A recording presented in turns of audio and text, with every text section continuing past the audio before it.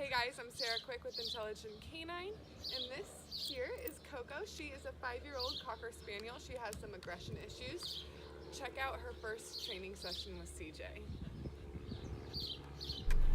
Hey guys, this is CJ here with Intelligent Canine, and I'm training a Coco, who is a 5-year-old Cocker Spaniel, and she's actually been trained in the past previously, but she still needs help at this point, and she has aggression issues and has bitten in the past several times, and so I'm just going to explain a couple things here as I'm working with her. Now, this is her first session with me, and I'm just feeling her out, getting to know her, and with a few basics, following me with the come command, getting on the place, and then with the sit command. And you can see here that as I do this, I'm looking to keep the mistakes small.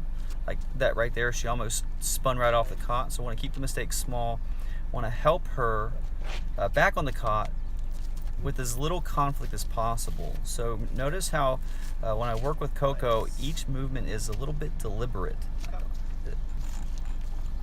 Each movement is deliberate because I want her to be absolutely certain with what it is that I'm asking. And so just wanted to help her build a few repetitions with come, place, and sit, and getting on the cot cleanly, how to do a clean 180-degree turn.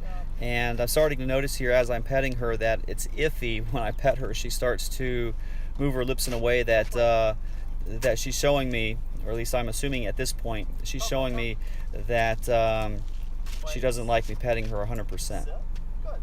And it's like that in the beginning with a new dog. Some dogs, they don't know me, I don't know them. I'm learning who they are as I'm helping them. And what happens is I might train a dog in the first session and never actually touch the dog. But one thing I don't want to do here is accidentally provoke the dog to do something that she may have done in the past. And it's not uncommon that when dogs have a little structure in their life from the parents or the family and things like that, and a lot of times they get spoiled, when we go to pet them, or when the parents or the family goes to pet them, especially if they're going really far into the petting and gushing over the dog and talking in a baby voice and things like that, some dogs will take advantage of that and see it as submissiveness, and I've seen dogs become aggressive in that moment with people that try to do that, especially strangers. But in this case, it's happening at home. So it's not just training the dog, as you all already know, it's also teaching the parents and the family how to do things properly and live a life with their dog that is conducive to the most enjoyment possible, meaning there's the least amount of conflict and the least amount of frustration in the life that we have with our dog. So as I'm working with her here, you can see that I'm practicing several repetitions. That's what we're doing, is each repetition I want to make sure we're teaching it cleanly and we're creating clarity with it. And then we start practicing some distance here, and distance is my favorite. I really like doing long distance attention. I think it shows a lot of skill, a lot of calm focus, especially when you practice it around distraction.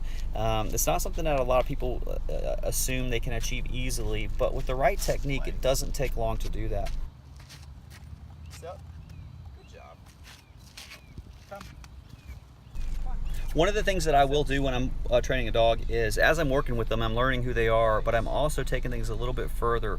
As we're achieving a certain level of ability or a certain skill, we're having success, then we increase the challenge a little bit more. We have success there, and then we increase the challenge a little bit more. So here in this video, I'm going from practicing come, place, sit, and then I'm practicing gaining distance, and then I'm practicing distance with maintaining attention, and then I'm going to start. This is where I'm seeing how iffy she is. I'm actually testing it out and just kind of feeling her out a little more, paying specific attention to her reaction when I pet her.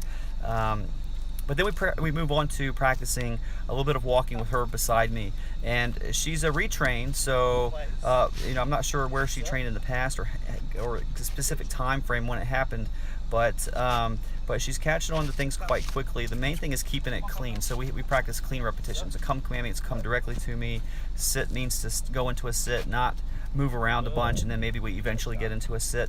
We want to have our dogs understand it very cleanly. And when we present that type of clarity to the dog, there's fast learning, massive progress in a very short amount of time. We can actually accomplish quite a bit.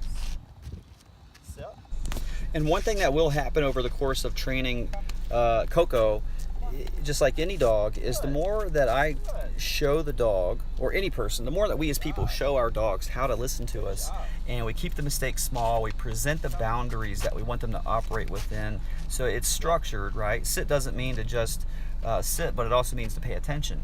It doesn't mean to move 3 steps to the left or 3 steps to the right and then sit.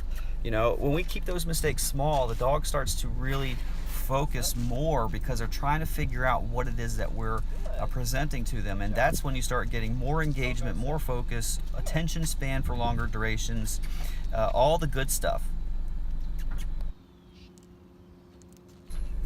As Coco begins to understand what we're doing over the next couple sessions, and then especially over the next several days and things like that, she will become more comfortable with us, and us being able to handle her, pet her, you know, maybe a little light grooming and things like that. Those things will become much more of a possibility with less and less risk of her taking advantage of the situation and trying to act aggressive or bite and things like that.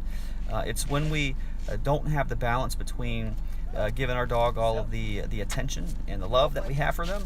We don't have a balance with that, and then the structure and the guidance. If it's all affection and not enough structure and leadership on the other side of things, then that's where we can run into problems with specific dogs, or certain dogs that have temperaments that are conducive to, you know, aggression and things like that. But Coco's a great dog. So far, from what I'm seeing, is that she's a great dog. She learns fairly quickly, and as I'm working her, even in this session, I'm starting to notice that I can pet her more and more, and I can go further with her, and she's not resisting like she was a little bit more in the beginning. So that's good. We're going to have quicker progress overall. Sit. Come. Sit. Go play. Hey guys, I'm sure you noticed that this video is a little bit different style than normal. If you liked it or if you didn't like it, please let us know in the comment section. Your feedback really helps shape the content that we produce.